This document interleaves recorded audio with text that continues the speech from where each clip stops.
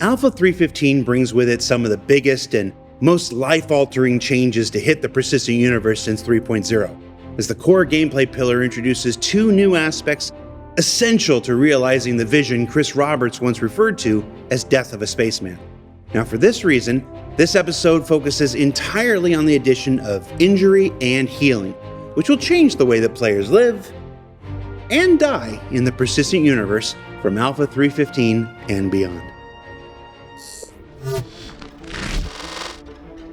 There's supposed to be consequence to death. Do I want to just bleed out and die? There's supposed to be a fear of death itself. It's not just a case of how I'm going to be healing myself, it's a case of who's going to come and save me if I go down. 315 is going to bring the next major step in realizing the vision that Chris Roberts had, and that is you are this lone explorer that is venturing forth into the unknown. The new mechanics and systems that we're introducing in 315 around healing and death of a spaceman introduces the risk part of that exploration. Pretty much 99% of the times where you would have died in Star Citizen before, now you go into a down state. And a down state is a unconscious, incapacitated state that allows other players to come and rescue you. But when you do come back, you may come back with a very severe injury. So the injuries that you can come back with, you can range all the way from a traumatic head injury, a chest, severe chest injury or chest wound. You've got broken arms, and probably the most severe is broken legs. Each injury per body part comes with different symptoms, and as you accrue more severe injuries, your symptoms increase, the severity of the symptoms increase. With the head, it's mostly visual effects, so as you take injuries, your eyes sort of get vaguely detached from your retinas and whatnot, and what you can see starts to become impeded. And we actually call this blood vision, and it's actually not what you'd expect in terms of blood speckling on. It's actually the delamination or the separation of your cornea on your eye.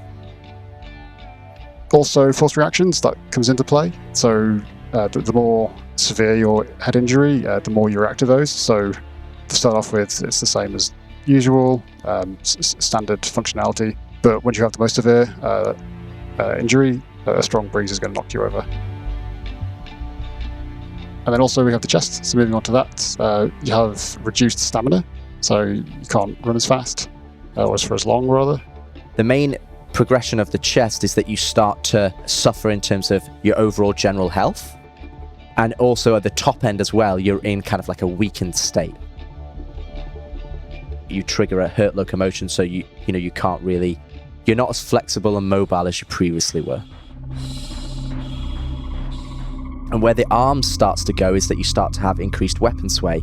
You can't carry as heavy objects. And on the most severe arm injuries, you actually have broken arms. That prevents you from climbing ladders.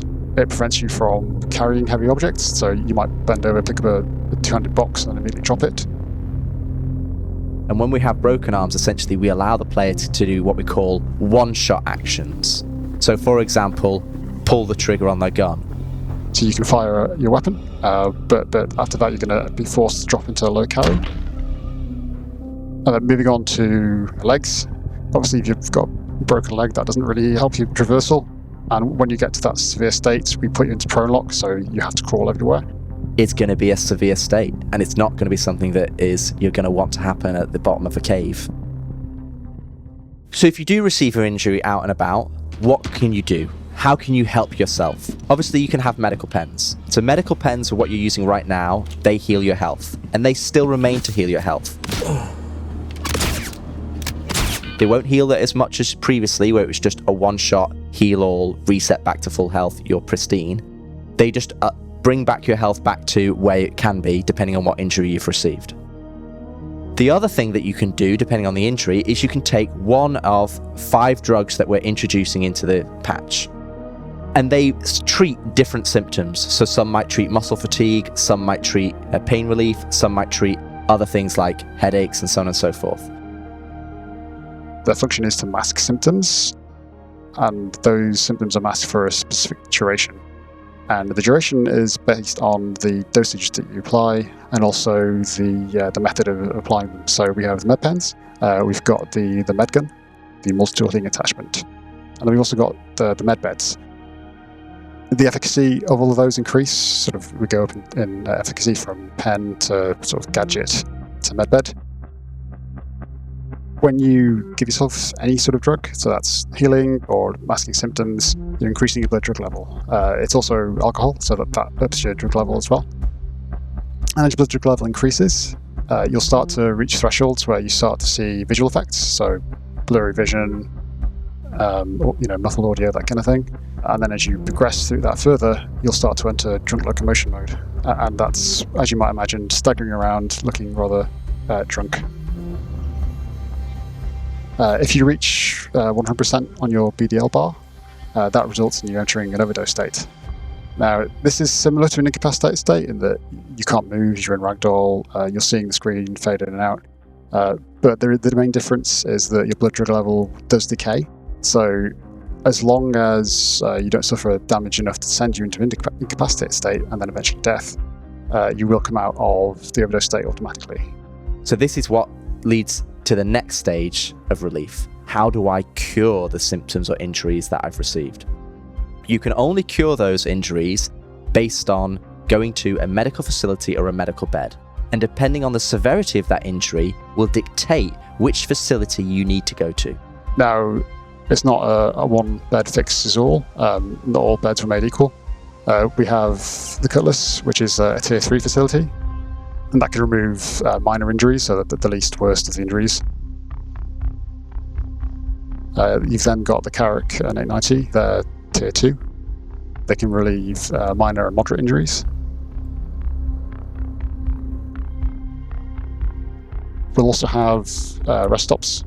They'll have clinics within them, and they'll also be able to, they're a tier 2 facility, so they'll be able to heal moderate and minor injuries. And then the creme de la creme, which is tier 1, you'll find those in hospitals, and those can remove any injuries.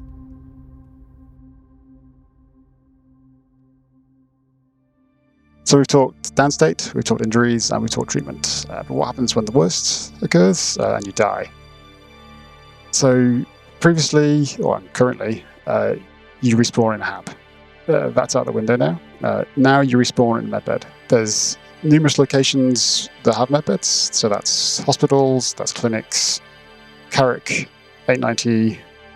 Those are the ships you can respawn in, at least the Cutlass you can't. Your default respawn location is actually set as your home location.